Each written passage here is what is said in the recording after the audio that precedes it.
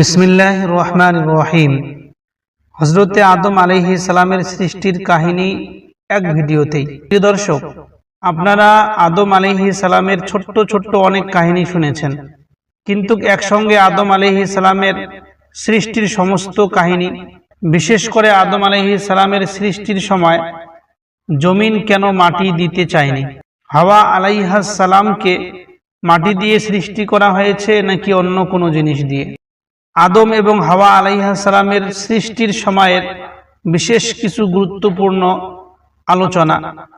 আল্লাহ ছাড়া অন্য কাউকে সিজদা করা জায়েজ নাই, তাহলে আল্লাহ রাব্বুল আলামিন স্বয়ং নিজেই কেন সমস্ত ফেরেশতাদেরকে আদম আলাইহিস সালামের সম্মুখে সিজদা করার জন্য আদেশ দিয়েছেন, এবং শয়তান কি কারণে আদম আলাইহিস সালামকে সিজদা করে নাই, শয়তানের আসল নাম কি ছিল, এবং শয়তান মানুষ ছিল নাকি জিন জাতি ছিল, নাকি শয়তান ফারিস্তা ছিল, এবং শয়তান আসমানের মধ্যে কি করে গেল, আদম এবং হাওয়া আলাইহিস সালামকে শয়তান জান্নাতের মধ্যে প্রবেশ করে কিভাবে ওয়াসওয়াসা দিয়েছিল, এবং শয়তান কিভাবে জান্নাতের মধ্যে প্রবেশ করেছিল, এবং কি আকৃতি নিয়ে প্রবেশ করেছিল, জান্নাতে গন্ধম ফল কে আগে খেয়েছিল, হযরতে আদম আলাইহিস সালাম নাকি হযরতে হাওয়া আলাইহিস সালাম।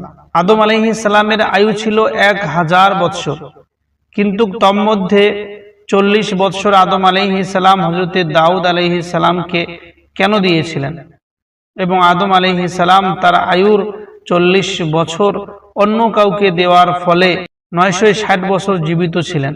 মানব সৃষ্টির পূর্বে এই পৃথিবীতে কারা ছিল এবং কি কারণে তাদেরকে সরিয়ে মহান আল্লাহ রাব্বুল আলামিন এই মানুষকে পৃথিবীতে প্রেরণ করেছেন, কত বৎসর বয়সে আদম আলাইহিস সালামের ইন্তেকাল হয়েছে, এবং আদম আলাইহিস সালামের জানাজার নামাজ কে পড়িয়েছে, এবং আদম আলাইহিস সালামকে কোথায় দাফন করা হয়েছে। প্রিয় দর্শক, সব মিলিয়ে এই ভিডিওটি একটু লম্বা হতে চলেছে, তাই আপনাদের কাছে বিনীত আবেদন যে আপনারা এই ভিডিওটি একসঙ্গে দেখার সুযোগ না পেলে এখনই ভিডিওটি শেয়ার করে রেখে দিন। যখনই আপনি সময় পাবেন সেখান থেকে ভিডিওটি বার করে পরিপূর্ণ দেখে নেবেন ইনশাআল্লাহ। তাহলে চলুন আজকের বিষয়গুলোর উপরে আমরা একটু আলোচনা শুরু করি। প্রিয় দর্শক, আল্লাহ রাব্বুল আলামিন যখন চাইলেন নিজেকে প্রকাশ করবেন এবং নিজে যে এত বড় শক্তিশালী, এই পৃথিবী, এই জমিন আসমান এবং পৃথিবীর মধ্যে যাহা কিছু আছে, জমিন আসমানের মাঝখানে যাহা কিছু আছে, সবকিছুকেই সৃষ্টি করনেওয়ালা সত্তা মহান আল্লাহ রাব্বুল আলামিন। তিনি চাইলেন মখলুকের কাছে নিজেকে প্রকাশ করতে, নিজের শক্তিকে প্রকাশ করতে। তাই মহান আল্লাহ রাব্বুল আলামিন এই পৃথিবীর মধ্যে মানব সৃষ্টি করে মানবকে প্রেরণ করতে ইচ্ছা করলেন। আল্লাহ রাব্বুল আলামিন যখন ইচ্ছা করলেন যে আমি আদম নামে এক মানবকে সৃষ্টি করিব, আর যে মানুষ আমার পক্ষ থেকে দুনিয়ার মধ্যে আমার নায়েব হিসাবে কাজ করবে, আমার খলিফা হিসাবে কাজ করবে, সেই মানুষকে সৃষ্টি করার জন্য মহান আল্লাহ রাব্বুল আলামিন হযরতে ইসরাফিল আলাইহিস সালামকে এই মাটির মধ্যে প্রেরণ করেন। পৃথিবীর বুকে হযরতে ইসরাফিল আলাইহিস সালাম আসার পরে এই মাটির কাছ থেকে এক মুঠ মাটি নেওয়ার জন্য অনুমতি চান, কিন্তু মাটি তখন বলেছিল যে আমার কাছ থেকে এই মাটি নিয়ে গিয়ে তুমি কি করবে। তখন ইসরাফিল আলাইহিস সালাম মাটিকে উত্তর দিয়েছিল, হে মাটি, আমি আমার হুকুমে আসি নাই, আমাকে মহান আল্লাহ রাব্বুল আলামিন, তোমার সৃষ্টিকর্তা, দুনিয়ার মধ্যে যাহা কিছু আছে এবং আসমানের মধ্যে যাহা কিছু রয়েছে সব কিছুরই সৃষ্টি করনেওয়ালা মহান আল্লাহ রাব্বুল আলামিন আমাকে প্রেরণ করেছেন। আল্লাহ রাব্বুল আলামিন এই মাটি দিয়ে আদম নামে একজন মানবকে সৃষ্টি করবে, আর সেই মানব থেকেই আরেকজন মহিলা হাওয়া আলাইহিস সালামকে সৃষ্টি করা হবে, তারপরে এদের দুজনকে দুনিয়ার মধ্যে প্রেরণ করা হবে। তোমার এই মাটির মধ্যে এই দুজন আসবে এবং এখানে মানুষের বিস্তার হবে, এবং আস্তে আস্তে এই দুজনের কাছ থেকেই মহান আল্লাহ রাব্বুল আলামিন বিশাল বড় একটা সংখ্যা মানুষের সৃষ্টি করবেন এবং বিস্তার করবেন তোমার এই মাটির উপরের মধ্যে। এই কথা শোনার পরে মাটি বলেছিল, হে ইসরাফিল আলাইহিস সালাম, আমার বুক থেকে এক মুঠ মাটি নেওয়ার মতন ক্ষমতা আমি তোমাকে দিতে পারবো না, এবং আমি তোমাকে কোনো অনুমতি দিব না তুমি আমার বুক থেকে, আমার উপর থেকে এক মুঠ মাটি নিয়ে যাও। যখন জমিন ইসরাফিল আলাইহিস সালামকে মাটি দেওয়া থেকে মানা করেছিলেন, তখন ইসরাফিল আলাইহিস সালাম মাটি না নিয়ে মহান আল্লাহ রাব্বুল আলামিনের কাছে ফিরে যান। আল্লাহ রাব্বুল আলামিনকে বলেন, হে আল্লাহ, মাটি তো তার কাছ থেকে একটা তার অংশ এক মুঠ মাটি নেওয়ার জন্য অনুমতি দেয়নি, এই জন্য আমি মাটি না নিয়েই আপনার কাছে ফিরে এসেছি। এই কথা শুনে মহান আল্লাহ রাব্বুল আলামিন ইসরাফিল আলাইহিস সালামকে ছেড়ে দিয়ে হযরতে আজরাইল আলাইহিস সালামকে পাঠিয়ে দেয়। আজরাইল আলাইহিস সালাম মাটির মধ্যে এসে মাটির কাছ থেকে অনুমতি নেয় এবং অনুমতি নিয়ে এই মাটির উপর থেকে এক মুঠ মাটি নিয়ে আল্লাহ রাব্বুল আলামিনের কাছে চলে যায়। পরে আল্লাহ রাব্বুল আলামিন এই মাটি দিয়েই হযরতে আদম আলাইহিস সালামের অবয়ব সৃষ্টি করে। তারপরে আল্লাহ রাব্বুল আলামিন এই অবয়ব সৃষ্টি করার পরে তার মধ্যে রূহ দিয়ে দেন এবং রূহ দেওয়ার পরে আদম আলাইহিস সালাম একজন জীবিত মানুষ হয়ে দাঁড়ায়। প্রিয় দর্শক, এইভাবে আদম আলাইহিস সালামকে সৃষ্টি করার সময় যখন ইসরাফিল আলাইহিস সালামকে এই পৃথিবীর বুকে প্রেরণ করা হয়েছিল, তখন মাটি তার কাছে তার অংশ দিতে মানা করেছিলেন। এই ঘটনাটি আপনারা বিভিন্ন সোশ্যাল মিডিয়ার প্ল্যাটফর্মের মধ্যে পেয়ে থাকেন।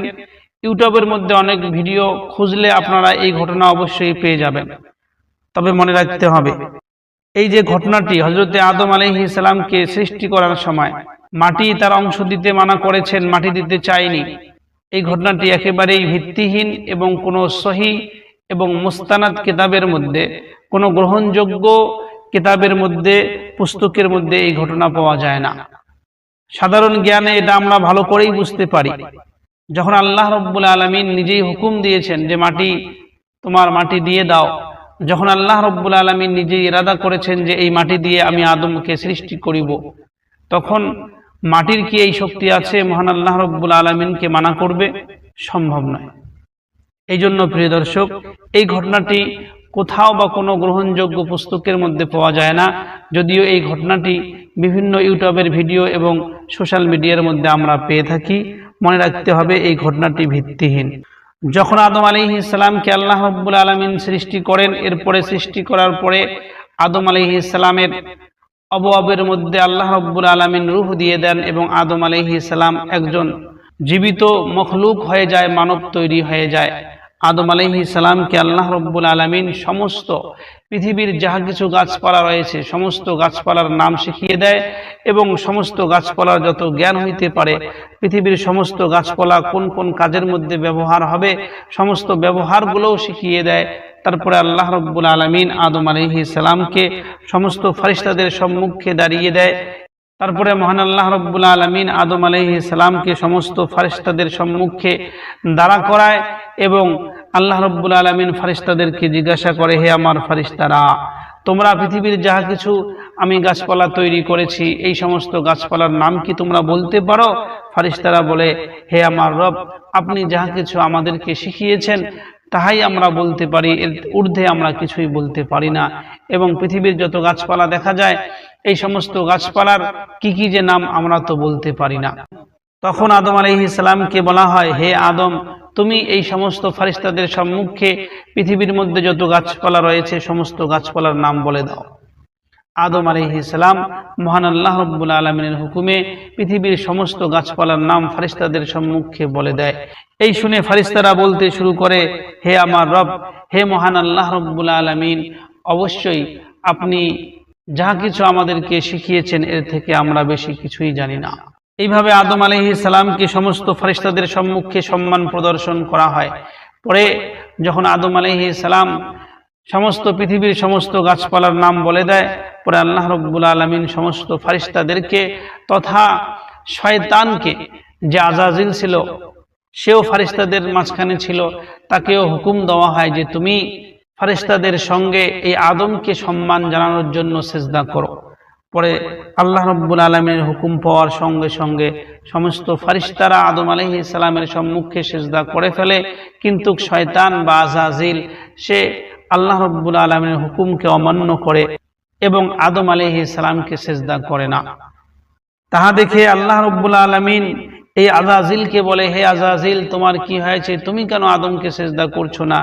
তখন এই আজাজিল আল্লাহ রাব্বুল আলামিনের এক তো হুকুম অমান্য করেছে, উপর থেকে তর্ক বিতর্ক শুরু করে দিয়েছে, হে মহান আল্লাহ রাব্বুল আলামিন, আপনি তো সেদিন আদমকে মাটি দিয়ে তৈরি করেছেন, কিন্তু আমাকে তো অনেক আগে আগুন দিয়ে তৈরি করেছেন। তাহলে আপনি বলুন, আগুনের মতন শক্তিশালী এবং জ্বালিয়ে সবকিছুকে জ্বালিয়ে ধ্বংস করে দেনেওয়ালা জিনিস দিয়ে তৈরিকারী জিনিস আমি কি করে নিম্ন স্তরের মাটি দিয়ে তৈরি করা আদমকে সেজদা করতে পারি? আমি সম্মানী, আদম তো নিম্নমুখী, আমি তো ঊর্ধ্বমুখী, সবসময় ঊর্ধ্ব দিকেই ছুটতে থাকি, আমার কাছে শক্তি রয়েছে, সবকিছুকে জ্বালিয়ে ছাই করতে পারি। কিন্তু মাটি একটা এমনই জিনিস, এতই নম্র, এতই ভদ্র, যদি মাটিকে উপরের দিকে ছুড়ে দেওয়া হয় সেই মাটি নিচের দিকে নেমে আসে। এখন বলুন, আমি ঊর্ধ্বমুখী জিনিস কি করে নিম্নমুখী জিনিসের সম্মুখে মাথা নত করতে পারি? যখন আজাজিল এইভাবে আল্লাহ রাব্বুল আলামিনের হুকুমকে অমান্য করে, তখন আল্লাহ রাব্বুল আলামিন তাকে বলে, হে আজাজিল, তুমি আজ থেকে শয়তান হয়ে গেলে, তুমি আমার হুকুমকে অমান্য করেছো, এই জন্য তুমি এখান থেকে বিতাড়িত, তোমাকে আজ থেকে আর এখানে থাকতে হবে না, তুমি এই জান্নাত থেকে, এই আসমান থেকে চলে যাও পৃথিবীর বুকে। এই বলে আল্লাহ রাব্বুল আলামিন আজাজিলকে অভিশপ্ত করিয়ে দেয় এবং আজাজিলকে সেখান থেকে বার হয়ে যাওয়ার হুকুম দিয়ে দেয়।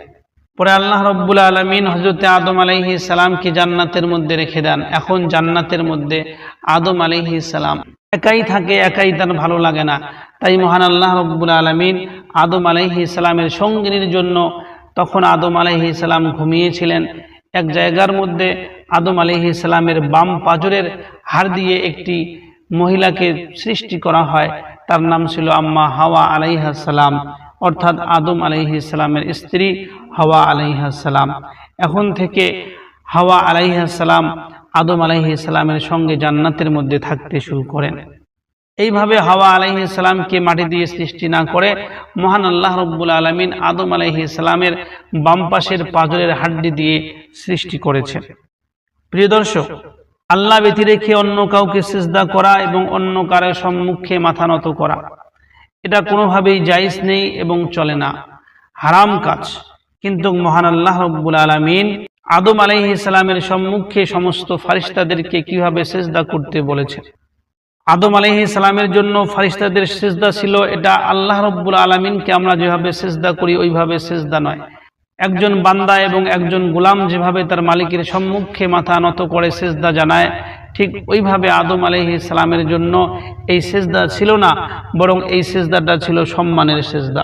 আর আমাদের নবী মুহাম্মদ মুস্তাফা সাল্লাল্লাহু আলাইহি ওয়াসাল্লামের যুগের আগে যত আম্বিয়া ইকরাম আলাইহিস সালাতু ওয়াসসালাম পৃথিবীর মধ্যে এসেছেন, তাদের ধর্মে এবং তাদের শরীয়তের মধ্যে আল্লাহ রাব্বুল আলামিন এটা জায়েজ রেখেছিলেন যে অন্য কাউকে সম্মানের খাতিরে সিজদা করা চলবে।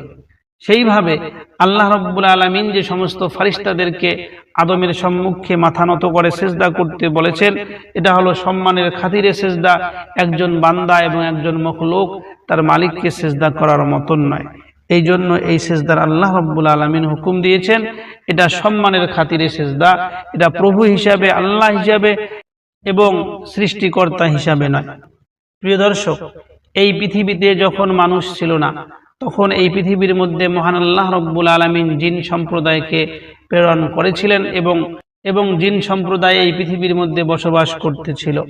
এখন যেভাবে আমরা মানুষেরা আল্লাহ রাব্বুল আলামিনের হুকুমে এই পৃথিবীর মধ্যে বসবাস করছি, ঠিক একইভাবে যখন মানুষ এই পৃথিবীর বুকে ছিল না, তখন জিন সম্প্রদায় এখানে বসবাস করতে শুরু করেছিল এবং জিনদের মধ্যেও অনেক জাতি ছিল।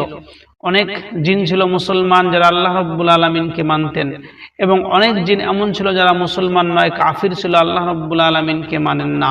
এবং অনেক জিন সম্প্রদায় এমন ছিল যারা অন্যান্য ধর্মের মধ্যে ছিলেন এবং আল্লাহ রাব্বুল আলামিনকে অস্বীকার করেছেন। এই জিনগুলোর মধ্যে আল্লাহ রাব্বুল আলামিন যেহেতু জিন সম্প্রদায়কে আগুন দিয়ে সৃষ্টি করেছেন, এই জন্য এই জিন সম্প্রদায় বড়ই শক্তিশালী ছিল এবং মানুষের থেকে তাদের কাছে শক্তি মহান আল্লাহ রাব্বুল আলামিন অনেক বেশি দিয়েছেন। এই গায়ের শক্তির বলে জিন সম্প্রদায় পরস্পরের মধ্যে অনেক অন্যায় অত্যাচার করা শুরু করত এবং পরস্পরের মধ্যে খুবই লড়াই, ফাসাদ, ঝগড়া করা শুরু করে দিয়েছে। এই জমিনটাকে লাল করে দিয়েছিল এরা পরস্পরে ঝগড়া করে করে। তারপর মহান আল্লাহ রাব্বুল আলামিন ইরাদা করলেন যে এই পৃথিবী থেকে জিন সম্প্রদায়কে সরিয়ে দিয়ে এখানে এর পরিবর্তে আমি মানবকে নিয়ে আসব। প্রিয় দর্শক, যাই হোক, যে সময়ের মধ্যে এই পৃথিবীর মধ্যে জিন সম্প্রদায় বসবাস করতেছিল, ওদের মধ্য থেকে কিছু জিন সম্প্রদায় ভালো ছিল এবং এই ভালো জিন সম্প্রদায়ের মধ্যে থেকে একজন বড়ই আল্লাহওয়ালা জিন ছিল, তার নাম ছিল আজাজিল। সে পৃথিবীর বুকে আল্লাহ রব্বুল আলমিনের জন্য অনেক সেজদা করেছেন, অনেক ইবাদত করেছেন, আল্লাহ রব্বুল আলমিনের জন্য নিজের জীবনকে সঁপিয়ে দিয়েছেন এবং এইভাবে ইবাদত করতে করতে একদিন আল্লাহ রব্বুল আলমিনের কাছে বড়ই প্রিয় হয়ে ওঠে এই আজাজিল জিন। পরে আল্লাহ রব্বুল আলমিন তাকে একটু সম্মান দিয়ে, তাকে একটু মর্যাদা দিয়ে আল্লাহ রব্বুল আলমিন এই আজাজিলকে আসমানের মধ্যে তুলে নেয়। শুধু আসমানের মধ্যে তুলে নেয় এতটুকুই শেষ নয়, বরং এই আজাজিলকে আল্লাহ রব্বুল আলমিন আসমানের মধ্যে ফারিস্তাদের শিক্ষক হিসাবে রেখে দেয়। এই আজাজিল ফারিস্তাদেরকে অনেক কিছু শিখিয়ে দেয়। এইভাবে আজাজিল আল্লাহ রব্বুল আলমিনের কাছে বড়ই প্রিয় এবং বড়ই মর্যাদাবান হয়ে তিনি আসমানের মধ্যে থাকতে শুরু করেন। এরপরে বহুদিন চলে যায়, যখন আল্লাহ রব্বুল আলমিন এই পৃথিবীর বুকে জিন সম্প্রদায়কে সরিয়ে দিয়ে এখানে মানব সম্প্রদায় আনার ইরাদা করেছিলেন, সেই সময় আদম আলাইহিস সালামের সৃষ্টির পরে যখন আদম আলাইহিস সালামকে সিজদা করতে বলা হয়েছিল, তখন এই আজাজিল আদম আলাইহিস সালামকে সিজদা না করে আল্লাহ রব্বুল আলমিনের হুকুমকে অমান্য করেছেন, আর এইভাবে আজাজিল শয়তান হয়ে গিয়েছিল, অর্থাৎ আল্লাহ রব্বুল আলমিনের অভিশপ্ত হয়ে গিয়েছিল। এইভাবে মাটির আজাজিল আসমানের মধ্যে চলে যায়।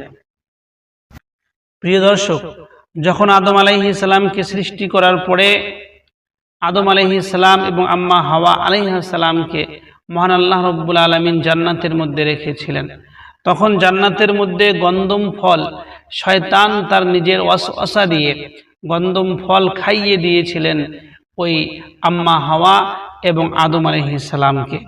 এখানে একটি জানার বিষয় হইল, আদম আলাইহিস সালাম এবং আম্মা হাওয়া আলাইহিস সালামকে শয়তান কিভাবে ওয়াসওয়াসা দিয়েছিল এবং কিভাবে ওদের উপরে ষড়যন্ত্র করেছিল।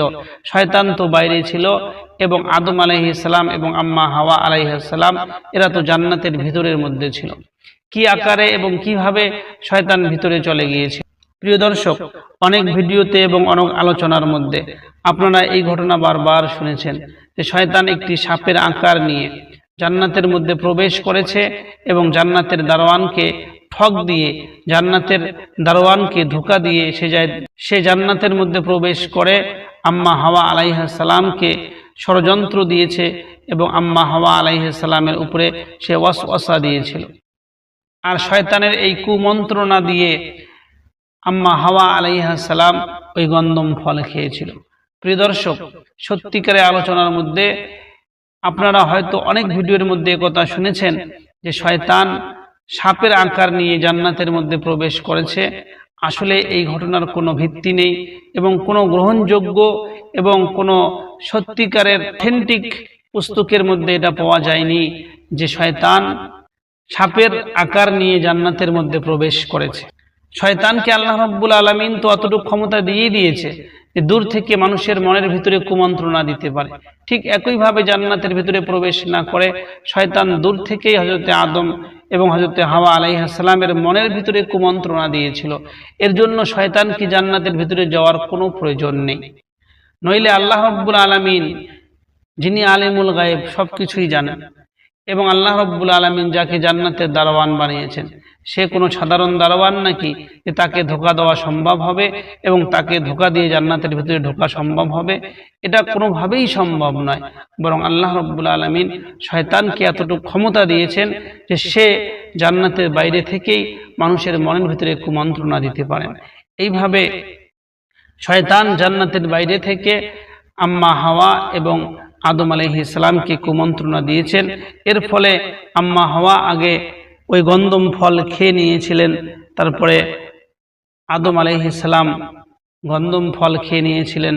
এর ফলে আল্লাহ রাব্বুল আলামিনের এই হুকুমকে অমান্য করার জন্য, যে হুকুমটা আল্লাহ রাব্বুল আলামিন হযরতে আদম আলাইহিস সালাম এবং হযরতে হাওয়া আলাইহিস সালামকে জান্নাতে রাখার সময় বলেছিলেন, হে হাওয়া এবং হে আদম, তোমরা দুজন জান্নাতের মধ্যে যতগুলো সম্পদ রয়েছে এবং যতগুলো নেয়ামত রয়েছে, যত উপভোগ করার জিনিস রয়েছে, সবকিছু জিনিস তোমরা ভক্ষণ করো, সেগুলো উপভোগ করো, কিন্তু একটাই শর্ত আছে, সেটা হলো ওই যে গাছটা দেখা যায় ওই একটা গাছের কাছের মধ্যেও তোমরা যেও না, এছাড়া পুরো জান্নাত তোমার জন্য।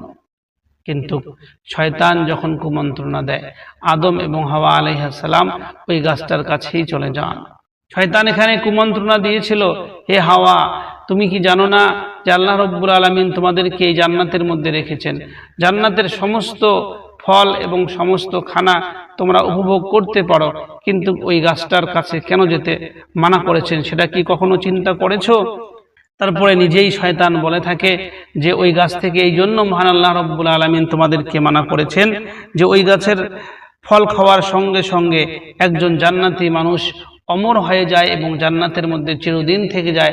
এখান থেকে ওই গাছের ফল খাওয়ার পরে আর কেউ বার করতে পারবে না। আল্লাহ রাব্বুল আলামিন তোমাদেরকে এখান থেকে বার করে পৃথিবীর মধ্যে প্রেরণ করবেন, এই জন্য তোমাকে এই গাছের ফল খাইতে মানা করেছেন। যদি তোমরা গাছের ফল একবার খেয়ে নাও তাহলে তোমরা আর জান্নাত থেকে বাইরে যেতে পারবে না, বরং আজীবন তোমরা জান্নাতের মধ্যেই থাকবে। এই কথা শুনে যখন আম্মা হাওয়া আলাইহিস সালাম গাছের ফল খেয়ে নিয়েছিল, তার সঙ্গে আদম আলাইহিস সালামও গাছের ফল খেয়ে নিয়েছিল, এরপরে আল্লাহ রাব্বুল আলামিনের হুকুমের অমান্য হয়ে যায় এবং জান্নাতি যে পোশাকগুলো আম্মা হাওয়া এবং আদম আলাইহিস সালামের পরনের মধ্যে ছিল সেই পোশাকগুলো খুলে পড়ে যায় এবং আম্মা হাওয়া আদম আলাইহিস সালাম তার উলঙ্গ শরীরকে ঢাকতে শুরু করে এবং লজ্জা অনুভব করতে শুরু করে। এরপরে আল্লাহ রাব্বুল আলামিনের হুকুম হয় যে তোমরা আর এখানে এই জান্নাতের মধ্যে থাকতে পারবে না, তোমরা এখান থেকে বাইরে চলে যাও এবং দুনিয়ার মধ্যে যাও। দুনিয়ার মধ্যে তোমরা চিরকাল থাকতে পারবে না, সেখানে একটা নির্ধারিত সময়ের জন্য তোমাদেরকে পাঠানো হইল। ওই নির্ধারিত সময়ের মধ্যে যদি তোমরা ভালো কাজ করো এর ফল তোমরা আজীবন জান্নাতের মধ্যে পাবে। এইভাবে তোমরা দুনিয়ার মধ্যে চলে যাও এবং আল্লাহ রাব্বুল আলামিন আদম আলাইহিস সালাম, আম্মা হাওয়া আলাইহিস সালাম এবং তার সঙ্গে শয়তানকে পৃথিবীর মধ্যে পাঠিয়ে দেয়। প্রিয় দর্শক, এই পৃথিবীর মধ্যে হযরত আদম আলাইহিস সালাম শ্রীলঙ্কার মধ্যে একটি পাহাড়ের মধ্যে তিনি নামেন এবং হযরত হাওয়া আলাইহিস সালাম জিদ্দার মধ্যে তিনি নামেন। হযরত আদম আলাইহিস সালাম এই শ্রীলঙ্কা থেকে জিদ্দার মধ্যে আল্লাহ রাব্বুল আলামিনের সামনে কাঁদতে কাঁদতে এবং তওবা করতে করতে যখন নাজেহাল হয়ে যান, নৈরাশ হয়ে যান এবং তবুও তওবা করতেই থাকেন, অবশেষে মহান আল্লাহ রাব্বুল আলামিন হযরত আদম আলাইহিস সালামের এই তওবাকে, এই ভুলকে মাফ করে দেয় এবং আদম আলাইহিস সালামকে আম্মা হাওয়া আলাইহিস সালামের সঙ্গে জিদ্দার মধ্যে একটা মোলাকাত করিয়ে দেন। প্রিয় দর্শক, এই পৃথিবীর মধ্যে হযরত আদম আলাইহিস সালাম কত বছর ছিলেন এবং তিনার বয়স কত ছিল এ বিষয়ে একটা বিখ্যাত কথা আছে যে হযরত আদম আলাইহিস সালামের বয়স ছিল 1000 বৎসর, হযরত নূহ আলাইহিস সালামের বয়স ছিল 950 বৎসর এবং হযরত আদম আলাইহিস সালামের বয়স ছিল 1000 বৎসর। কিন্তু এখানে আরেকটি কথা বড়ই বিখ্যাত এবং আমরা বারবার বিভিন্ন জায়গার মধ্যে শুনতে পাই যে হযরত দাউদ আলাইহিস সালামের সৌন্দর্য দেখে আদম আলাইহিস সালাম তার 1000 বৎসর বয়সের মধ্যে থেকে 40 বৎসর দাউদ আলাইহিস সালামকে দিয়ে দেয় এবং তারপরে এই পৃথিবীর বুকে হযরত আদম আলাইহিস সালাম তার 1000 বৎসরের মধ্যে 40 বছর চলে গেলে 960 বৎসর জীবনযাপন করার পরে এই পৃথিবীর মধ্যে তিনি ইন্তেকাল করেন।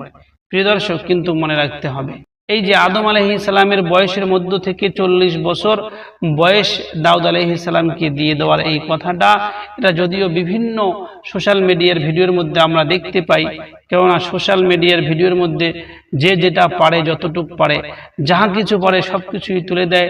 কোনো রকমের কোনো রিসার্চ করা বা কোনো রকমের কোনো যাচাই বাছাই করা এরকম চেষ্টাও করা হয় না। তাহলে আদম আলাইহিস সালাম যে তার বয়সের 40 বছর হযরতে দাউদ আলাইহিস সালামকে দিয়েছেন এই কথাটা একেবারেই মিথ্যা এবং এই কথাটার কোনো ভিত্তি পাওয়া যায়নি। এই জন্য এই কথার উপরে আমরা বিশ্বাস স্থাপন করিব না। আল্লাহ রাব্বুল আলামিন একজন মানুষের বয়স তার জন্য লুকিয়ে রাখে এবং একজন মানুষের বয়স কতটুকু হবে স্বয়ং মহান আল্লাহ রাব্বুল আলামিন ছাড়া আর কেউ জানেন না। ঠিক আদম আলাইহিস সালামও তার বয়সের মধ্যে থেকে 40 বছর কি করে অন্য একজন নবীকে দিতে পারে। প্রিয় দর্শক, মানব সৃষ্টির পূর্বে এই পৃথিবীর মধ্যে জিন সম্প্রদায় ছিল, আর জিন সম্প্রদায়কে আল্লাহ রাব্বুল আলামিন এই পৃথিবীর মধ্যে বেশি দিন রাখেন নাই এবং সেখান থেকে সরিয়ে দেওয়ার, এই পৃথিবী থেকে জিন সম্প্রদায়কে সরিয়ে দেওয়ার মূল যেটা কারণ হলো সেটা হলো দাঙ্গা ফাসাদ করা এবং মারামারি করা, রক্ত প্রবাহিত করা, একে অপরের সঙ্গে বিশাল বড় ফাসাদ তৈরি করা, এই কাজটাই ছিল মূল কারণ। কেননা জিন সম্প্রদায় এই পৃথিবীর মধ্যে খুব মারামারি ফাসাদ করেছে, মহান আল্লাহ রব্বুল আলমীর হুকুমকে অমান্য করেছে, মহান আল্লাহ রব্বুল আলমীর কথা এবং আদেশকে অমান্য করেছে, শুধু দুনিয়ার মধ্যে ফাসাদ আর ফিতনা করেছে। এই জন্য মহান আল্লাহ রব্বুল আলমিন এই পৃথিবী থেকে জিন সম্প্রদায়কে সরিয়ে দিয়ে মানব সম্প্রদায়কে এই পৃথিবীর মধ্যে প্রেরণ করা হয়েছে। এখন কথা হইল, জিন সম্প্রদায়কে যখন পৃথিবী থেকে সরিয়ে দেওয়া হয়েছে, তাহলে জিন সম্প্রদায়কে কোথায় রেখে দেওয়া হয়েছে? জিন সম্প্রদায়ের বা সংখ্যাই কতগুলো ছিল এ বিষয়ে জানতে হবে। মানুষের যেরকম ঘন ঘন সংখ্যা এবং মানুষকে দেখলেই মনে হয় যে কত বিশাল বড় একটা সংখ্যা রয়েছে মানুষের, ঠিক এর থেকে দ্বিগুণ জিন সম্প্রদায়ের সংখ্যা ছিল এই পৃথিবীর মধ্যে। কিন্তু আল্লাহ রাব্বুল আলামিনের হুকুমে ফারিস্তারা এসে ওই সমস্ত জিন সম্প্রদায়কে নদীর মধ্যে, এবং নদী বিশাল বড় বড় যে নদীগুলো থাকে, বিশাল বড় বড় যে সমুদ্রগুলো থাকে, ওই সমুদ্রের ওই পারে করে দিয়েছেন, এবং সেখানে আল্লাহ রাব্বুল আলামিন তাদের থাকা খাওয়া এবং তাদের বসবাস করার ব্যবস্থাপনা করেছে। পরে 1000 বৎসর পূর্ণ হওয়ার পরে হযরতে আদম আলাইহিস সালামের ইন্তেকাল হয়। আদম আলাইহিস সালামের ইন্তেকাল হওয়ার সময় আদম আলাইহিস সালামের সন্তান, বিশেষ করে হযরতে শীস আলাইহিস সালাম, যিনি আদম আলাইহিস সালামের পরে নবী হয়েছেন। আদম আলাইহিস সালামের অনেক সন্তান ছিল, সেই সমস্ত সন্তানের মধ্যে হাবিল কাবিল বিখ্যাত ছিল, এবং তার মধ্যে থেকে হযরতে শীস আলাইহিস সালাম তিনিও বিখ্যাত ছিলেন। কেননা শীস আলাইহিস সালামে ওই ব্যক্তিত্ব ছিল যিনি হযরতে আদম আলাইহিস সালামের ইন্তেকালের পরে এই যোগ্য ছিল যাকে নবী বানা যায়। পরে আবার আল্লাহ রাব্বুল আলামিন শীস আলাইহিস সালামকে নবী বানিয়েছেন। এবং আদম আলাইহিস সালামের যখন ইন্তেকাল হয়ে যায়, আদম আলাইহিস সালামের জানাজার নামাজ হযরতে জিবরাইল আলাইহিস সালাম পড়ান, এবং আদম আলাইহিস সালামকে এক জায়গার মধ্যে দাফন করা হয়।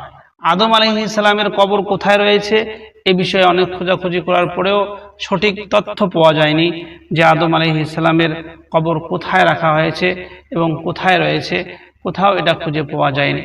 যাই হোক প্রিয় দর্শক, আজকের ভিডিওতে যে সমস্ত বিষয় এবং যে সমস্ত পয়েন্ট আপনাদের সম্মুখে তুলে ধরা হইল, এই পয়েন্টগুলো জানার পরে হযরতে আদম আলাইহিস সালামের জীবনী বুঝতে এবং হযরতে আদম আলাইহিস সালামের সৃষ্টির কাহিনী বুঝতে আপনাদের জন্য সহজ হবে। যদি আপনাদের এই সমস্ত তথ্য এবং এই সমস্ত আলোচনা ভালো লেগে থাকে, তাহলে অবশ্যই ভিডিওটিকে একটু লাইক করবেন এবং বন্ধু বান্ধবের কাছে পাঠিয়ে দেবেন, যাতে ওরাও সঠিক তথ্য এবং সঠিক আলোচনা শুনে উপকারিত হয়। আল্লাহ রাব্বুল আলামিন আমাদের সবাইকে আল্লাহর রাস্তায় চলার এবং আল্লাহর হুকুম মতন জীবনযাপন করার তৌফিক দান করুক। আসসালামু আলাইকুম ওয়া রাহমাতুল্লাহি ওয়া বারাকাতুহু।